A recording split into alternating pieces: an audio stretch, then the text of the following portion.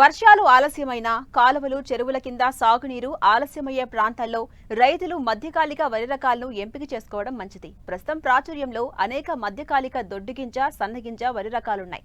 ప్రాంతాలకు అనుగుణంగా వాటి గుణగణాలను పరిశీలించి సాగుకు ఎంచుకోవచ్చు. ఖరీఫ్కు అనువైన మధ్యకాలిక దొడ్డుగింజ, సన్నగింజ వరి రకాలు, వాటి గుణగణాలను రైతులకు తెలియజేస్తున్నారు వరంగల్ ప్రాంతీయ వ్యవసాయ పరిశోధనా స్థానం ప్రధాన శాస్త్రవేత్త డాక్టర్ దామోదర్ రాజు.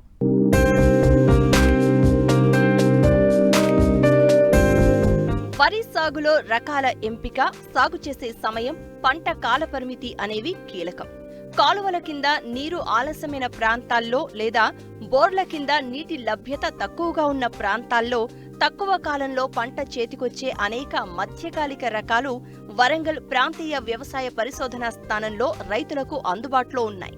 ఆలస్యంగా అంటే జూన్ 15 తర్వాత నారులు పోసుకునే వీలున్న మధ్యకాలిక దొడ్డుగింజ రకాలు, సన్నగింజ రకాలు, వాటి గుణగణాల గురించి రైతులకు తెలియజేస్తున్నారు ప్రధాన శాస్త్రవేత్త డాక్టర్ దామోదర రాజు. దీర్ఘకాలిక రకాలలో దొడ్డు రకాల విషయానికి వచ్చినట్లయితే మనకు ఆర్ఎన్ఆర్ 11718 అని ఒక రకం ఉంది.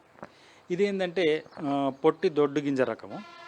మార్కెట్లో బి గ్రేడ్ కింద పోయినప్పటికీ దిగుబడి ఎక్కువ, తర్వాత మల్టిపుల్ రెసిస్టెంట్. ఇది మల్టిపుల్ రెసిస్టెంట్ అంటే మీకు వివిధ రకాల పురుగులను, తెగులను తట్టుకుంటుంది. అదేవిధంగా సలైన్ రెసిస్టెంట్ అంటే మీకు ఈ చౌడును కూడా తట్టుకుంటుంది అన్నమాట. ఈ ఆర్ఎన్ఆర్ 1171 రకము దీర్ఘకాలిక రకంగా మీరు రానున్న ఖరీఫ్లో ఎంచుకునే అవకాశం ఉంది.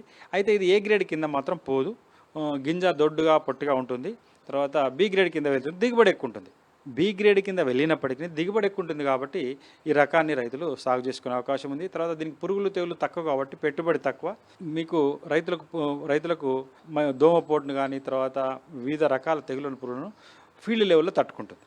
కాబట్టి 1171 రకాన్ని ఎంచుకోవచ్చు. తర్వాత చౌడున్న ప్రాంతాలలో సన్న గింజ వేయదలిచిన రైతులు దీర్ఘకాలిక రకాలు చూసుకున్నప్పుడు ఈ KPS 2784 అనే ఒక రకం ఉంది.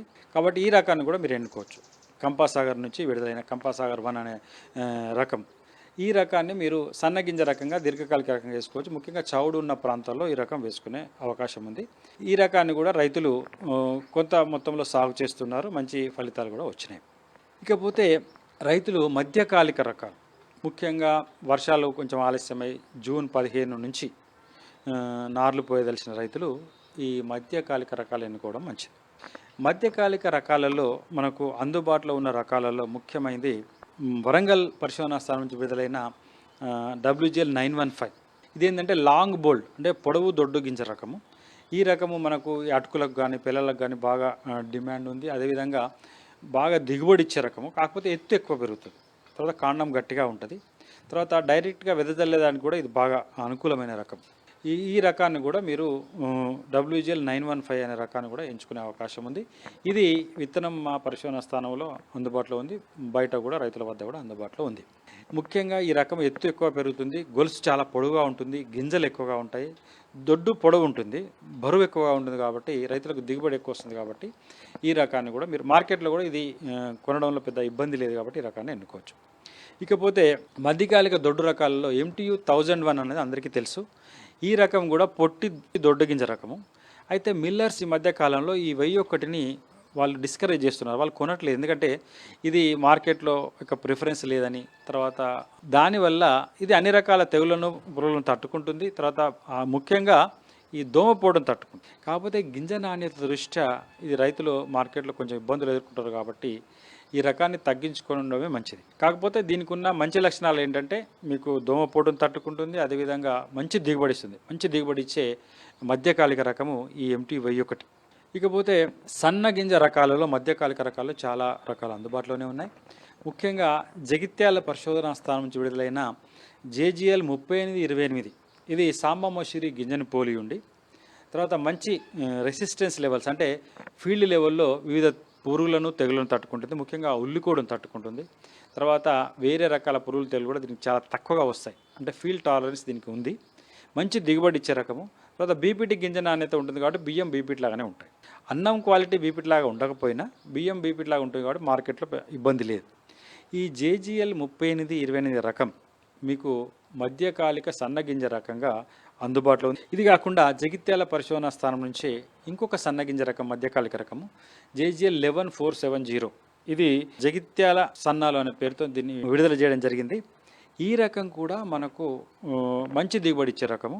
కొంచెం ఎత్తు ఎక్కువ పెరుగుతుంది కానీ మీకు దాదాపు RNR గింజ నాణ్యత కలిగి ఉంటుంది. అంటే అతి సన్న గింజ రకము.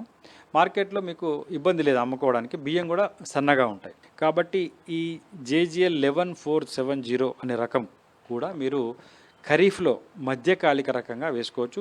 దిగుబడి చాలా బాగుంటుంది. తర్వాత మీకు రెసిస్టెన్స్ లెవెల్స్ అంటే కొంతవరకు ఉల్లికోవడం తట్టుకుంటుంది, వివిధ పురుగులను తెగుళ్ళను కూడా ఫీల్డ్ టాలరెన్స్ దీనికి ఉంది, అంటే కొంత తట్టుకునే శక్తి దీనికి ఉంది. కాబట్టి ఈ రకం కూడా ఎన్నుకునే అవకాశం ఉంది. ఇకపోతే మీకు ఇంకొక రకం కూడా జగిత్యాల పరిశోధనా స్థానం నుంచి JGL 11727, ఈ రకం కూడా మధ్యకాలిక సన్నగింజ రకం. ఈ రకము అన్నం నాణ్యత బీపీటీ కన్నా కూడా బాగుంటుంది. అయినా ఇది ఎందుకు ప్రాచుర్యం పొందలేదంటే దీనికి కొంచెం బియ్యం రికవరీ తక్కువ ఉండడం వల్ల ఇది ప్రాచుర్యం పొందలేదు. ఇది అతి సన్న గింజ రకము, మంచి అన్నం నాణ్యత కలిగిన రకం. ఇప్పటికి కూడా రైతులు దీన్ని సొంతంగా తినడానికి రైతులు వేసుకుంటున్నారు, ఎందుకంటే అన్నం నాణ్యత బాగుంటుంది కాబట్టి. అయితే పెద్ద మొత్తంలో కూడా ఈ రకాన్ని సాగు చేసి మీరు బియ్యం అమ్ముకునే అవకాశం ఉంది. బియ్యంగా మార్చి అమ్ముకునే రైతులకు ఇది చాలా అనుకూలం. తర్వాత దిగుబడి కూడా బాగానే ఉంటుంది. మిల్లింగ్ రికవరీ కొంచెం తక్కువగా ఉంది. ఈ JGL 11727 ప్రాణహిత అనే పేరుతో దీన్ని విడుదల చేయడం జరిగింది. ఈ రకాన్ని కూడా ఇంట్రెస్ట్ ఉన్న రైతులు ఎన్నుకునే అవకాశం ఉంది. ఇవి మధ్యకాలిక సన్నగింజ దొడ్డు గింజ రకాలు.